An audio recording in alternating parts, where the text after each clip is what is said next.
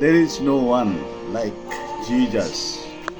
খুব সুন্দর একটা এই গানটা আমার খুব পছন্দ হয় যে আর কোনো যিশুর মতো আর কিছু হয় না, ঠিক আছে, খুবই সুন্দর।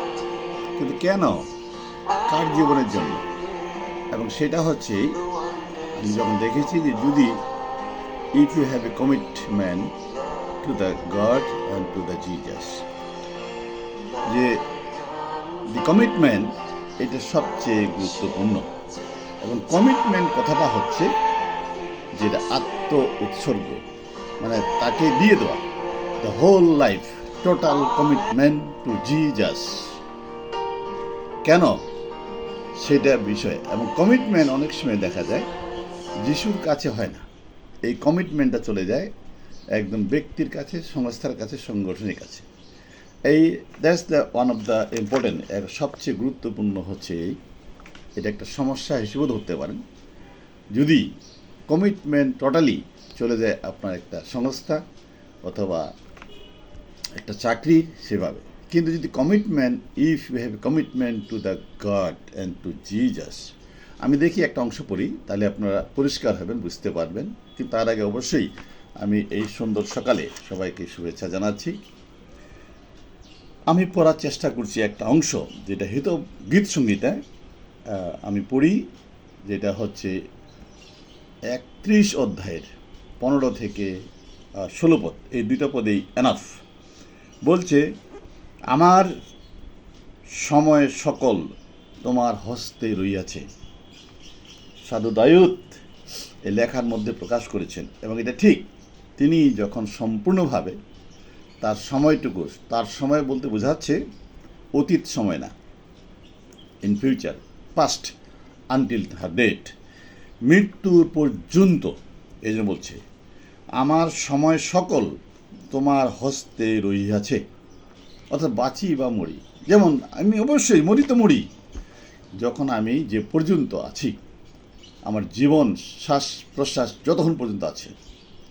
এবং এই শ্বাস প্রশ্বাস হলো আমাদের এই নাকের মধ্যে, যেটা যেসায়া পুস্তকে 2 অধ্যায়ে 22 পদের উল্লেখ ছিল যে আমাদের প্রাণ হচ্ছে নাসাগ্রেহে। এই জন্য আমার সময় সকল তোমার হস্তে রহিয়াছে, আমি জানি না হোয়েন আইল ডাই। কিন্তু যতক্ষণ না আমি মরি বা যতক্ষণ পর্যন্ত আমি জীবিত আছি, ততক্ষণ পর্যন্ত আমার সমস্ত সময় প্রভু আমি তোমার কাছে দিতে চাই। এটা তোমার হাতে রয়েছে। তার মানে কি বোঝাচ্ছে কিছু? প্রথম থেকেই যে এমন কিছু যা করি যেন এইটার মধ্য দিয়ে তার অগৌরব না হয়। There is a commitment, total commitment to God and to Jesus, for his glory, for his kingdom and আমাদের জীবনের মধ্যে। এই জন্য বলছে, আমার শত্রুগণের হস্ত হইতে, আমার তাড়নাকারীগণ হইতে আমাকে উদ্ধার করো। শত্রুগণ বলতে কী বুঝে এখন? Every day, every moment there is a someone against you. এটা সময় হতে পারে, চাকরি হতে পারে, কথা হতে পারে, পারিপার্শ্বিকতা হতে পারে, রাজনৈতিক হতে পারে, সমাজ ব্যবস্থা হতে পারে। অর্থাৎ প্রতিদিন আমাদের একটা নেগেটিভ শক্তি কাজ করছে, যেটা আপনাকে বিপথে নিয়ে যেতে পারে। এটা হতে পারে নেতার দ্বারা, হতে পারে কলিকের দ্বারা, হতে পারে সমাজের দ্বারা, হতে পারে পরিবারের দ্বারা। কারণ এই জন্য প্রতিদিন আমাদের একটা বিবেচনা, সংবেদন সেটা থেকে থাকে। কিন্তু যখন টোটালি আমরা তার কাছে সমর্পিত হয়ে যাই, সেই সময় দেখা যায় প্রত্যেকটা মুহূর্ত জিসাসকে গ্রহণ করেছি ঠিকই, কিন্তু এটাকে এখন ব্যবহার করা, অর্থাৎ যিশুতে ব্যবহৃত করা। তাহলে পড়ি এখন পরিষ্কারভাবে, যেটা হচ্ছে পড়ার প্রথম ব্যাখ্যাটা শুরু করি। 16 পদ, তোমার দাসের প্রতি তোমার মুখ উজ্জ্বল করো। ওয়াহ!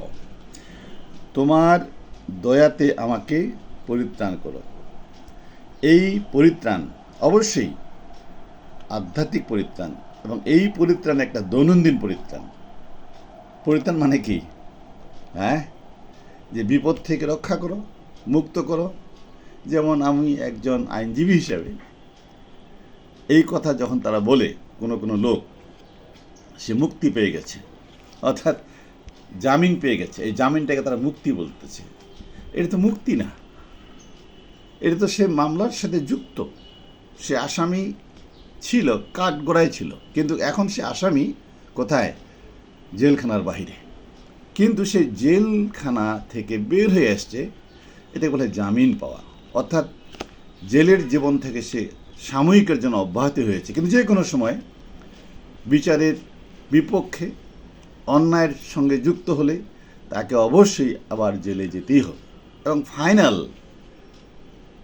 পর্যন্ত, অর্থাৎ বিচারের শেষ পর্যন্ত আমরা দেখি যে আমাদের জীবনের শেষ পর্যন্ত আমরা কিন্তু আসামির কাঠগড়াইতে আছি। মানে কাঠগড়া মানে কি আসামির জেলখানাতে নাই, কিন্তু আসামি হিসেবে আমরা অবশ্যই আছি প্রতিদিন। কারণ একটা বিপরীত শক্তি কাজ করছে, যেটা আমাদেরকে বিব্রত করছে, নিয়ে যেতে পারে। সেটা হতে পারে কোনো ব্যক্তির দ্বারা। এই জন্য দেখা যায় যে আজকে যেটা কমিটমেন্টটা, আমি অনেক সময় দেখি কিছু কিছু লোক, কিছু কিছু চার্চ, কিছু কিছু লিডার, কিছু কিছু ইভাঞ্জেলিস্ট বা মিশনারি অনেক সময় চিন্তা করে থেকে থাকে যে একজন লোক যখন বলে যে আমি যিশুকে গ্রহণ করেছি, এবং তৎসঙ্গে সঙ্গে তাদেরকে বলে আসুন আপনি এখন অবগাহন নেন, বাপ্তিস্ম নেন, এবং এই বাপ্তিস্মের সময় একটা কমিটমেন্ট হয়। সে কি বলছে? যে আমি জেনেছি, বুঝেছি, আমি একজন পাপী, তারপরে মুক্তির পরিত্রাণের জন্য আমি পিতা, পুত্র, পবিত্র আত্মার নামে আপনাদের সকলের সাক্ষাতে আমি একটা ঘোষণা দিচ্ছি যে আমি আমার ইচ্ছায় আমি তাকে গ্রহণ করেছি। আমি সকলের সাক্ষাতে আজকে আপনাদের সামনে অবগাহিত হতে চাই। আর ঠিক পালকবাবু বা যিনি বাপ্তিস্মদাতা, তিনি তাকে ডুবাই দিলেন, বলছেন যে আজ থেকে তুমি একদম কমিটেড টু জিজাস। কিন্তু এখন দেখা যায় প্রতিদিন আমাদেরকে একটাই করতে হয়, কমিটমেন্ট প্রত্যেক দিন। এই জন্য তোমার সময়ে কাজে, সেই সময়টা ছিল শুধুমাত্র আনুষ্ঠানিকতার সময়, হতে পারে সেই সময়টা ছিল শুধু শিক্ষার সময়, সেই সময়টা ছিল হতে পারে জানার সময়, সেই সময়টুকু ছিল হতে পারে ডিক্লারেশনের সময়। কিন্তু প্রতিদিনের যে সময়টা আর যে বাকি আছে সামনে, এইটার জন্য আমরা কমিটেড কিনা, এমনকি এই বাকি জীবনটার জন্য যেদিন থেকে আমি অবগাহন নিলাম অথবা যিশুকে গ্রহণ, সেটা ভিন্ন বিষয়। যখন আমি গ্রহণ করেছি তখনই যদি টোটালি কমিটমেন্ট আমার হয়ে যায়, তাহলে কিন্তু অনেক সময় দেখা যায় জীবনে যদি বাপ্তিস্মের সময়টুকু নাও আসে, কারণ এটা তো একটা ডিক্লারেশন, এবং এইটা দেখা যায় অনেক সময় বাহ্যিকভাবে, কিন্তু আভ্যন্তরীণ যেটা ভিতরে সেটার জন্য। এই জন্য বলছি যে যদি এইভাবে প্রশ্নটা করা যায়, you have so much time, কিসের সময়? To committed to Jesus, to God, every day, every moment. So are you committed? আপনি কি সম্পূর্ণভাবে আত্মনিবেদিত, সম্পূর্ণভাবে প্রতিজ্ঞাবদ্ধ, সম্পূর্ণভাবে আপনি খ্রিস্টতে জীবনযাপন করতে চান? তাহলে আপনাকে প্রতিদিন ভাবতে হবে নিজের কাছে, আপনি যেখানেই থাকেন না কেন, যেভাবেই থাকেন না কেন, so you have to follow, you have to commit it, you have to obey. এই জন্য বলছে যে you have a time to serve the Jesus. Commitment কথার অর্থ কি? সাংগঠনিক না, সার্ভ জিজাস। আপনি যিশুকে সেবা করছেন, তার পরিচর্যা করবেন। কোথায় এটা? প্রত্যেকটা মুহূর্তে, প্রত্যেক জায়গায়, রাস্তাঘাটে চলা থেকে শুরু করে, কর্মস্থান থেকে শুরু করে, ফ্যামিলি থেকে শুরু করে, সর্বস্তরে সর্ব জায়গায়। শুধু একটা সংগঠনের কাছে বা একটা চার্চের কাছে committed, this is not the Real. অনেক সময় সেটা আমরা ভুলবশত অন্যের অনুপ্রেরণায় হতে পারে, অন্যের চাপে হতে পারে, কিন্তু when you are committed to God and to Jesus, তখন আপনার প্রত্যেকটা মুহূর্ত, অর্থাৎ বলতে হবে যে এই মুহূর্ত আমি তোমার কাছে, তোমার কাজের জন্য, তোমার ইয়ার জন্য, অর্থাৎ you have to show your life through work, through deed, এমনকি দেখা যায় আপনার ব্যবহারের মধ্যে দিয়ে। এই জন্য এই কথা বলা হচ্ছে, আই সার্ভ জিজাস,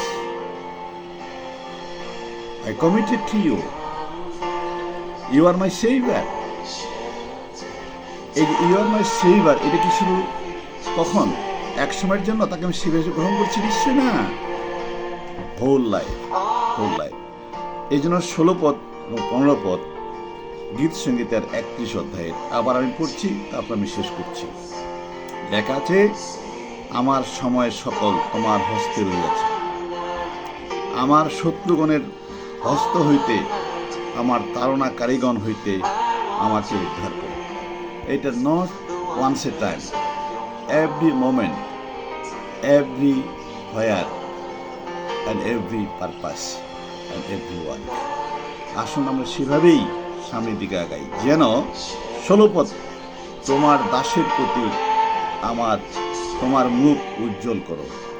মানে কি তিনি উজ্জ্বল করবেন নাকি উজ্জ্বল রাখবো? এখন আমাদের দায়িত্ব হবে যে প্রভু, আমরা তোমার মুখ উজ্জ্বল রাখতে চাই, তুমি করো, সেই কথা আমি আর বলবো না।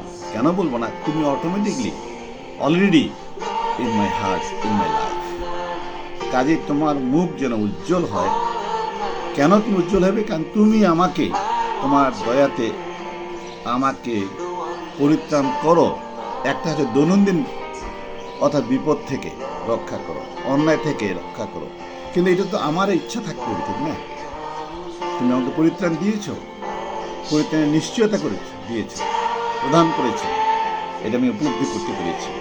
এই জন্য are you totally committed to him, অথবা কার কাছে? কোনো ব্যক্তির কাছে, কোনো কি বস্তুর কাছে, কোনো একটা বিষয়ের কাছে? Not only one time, one purpose, the whole time until your death you are committed. এই জন্য আপনার কারো কোনো সহযোগিতার সাহায্যে কোনো প্রয়োজন নেই। You will be justified, you will be accountable through your life, in everywhere, every moment. আপনি কি শুধু বার্তায়িত যখন হয়েছেন, কি কেন কমিটেড হয়েছেন? চার্চে শুধু মেম্বার হওয়ার জন্য কি? অথবা আপনি তাকে মেম্বার করাচ্ছেন, কি এই জন্য তাকে বাপ্তিস্ম দিচ্ছেন? এই কমিটেড সেটা হবে না, এটা চলে না। কারণ আমি আজ এসে কাল নাই, এক একটা সংস্থায় আমার দায়িত্ব হতে পারে লিডার হিসেবে, নেতা হিসেবে, মিশনারি হিসেবে, পালক হিসেবে, যে কোনোভাবে হোক। আমি তো আজ এসে কাল নাই। কিন্তু একজন ব্যক্তি যখন তার জীবন দ্বারা প্রত্যেকটা কাজের মধ্য দিয়ে সে কমিটেড হয়ে যায়, অনেক সময় পজিশনে কমিটেড হয়ে যায় কাজের, এটা তো কিছুক্ষণের জন্য, কিন্তু আমরা বলে হোল লাইফ। দাউদের মতো আমরা বলি যে তোমার দয়াতে আমি এসেছি, পরিত্রাণ পেয়েছি, কাজেই আমি সমস্ত জীবনের দ্বারা কাজের দ্বারা কাজ করতে চাই। কোনো সীমাবদ্ধতা না।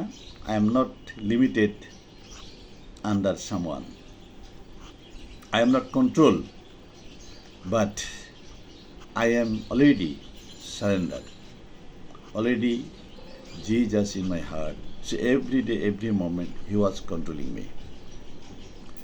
He wants to use me for His glory, for His kingdom. Because when I accept Jesus, I already committed totally and for my whole life to glorify Him, to serve Him. আসুন আমরা এইভাবে যেন একদম জীবনের শেষ মুহূর্ত পর্যন্ত ঈশ্বরের রাজ্যের জন্য আমরা প্রতিজ্ঞাবদ্ধ হই, কমিটেড হই।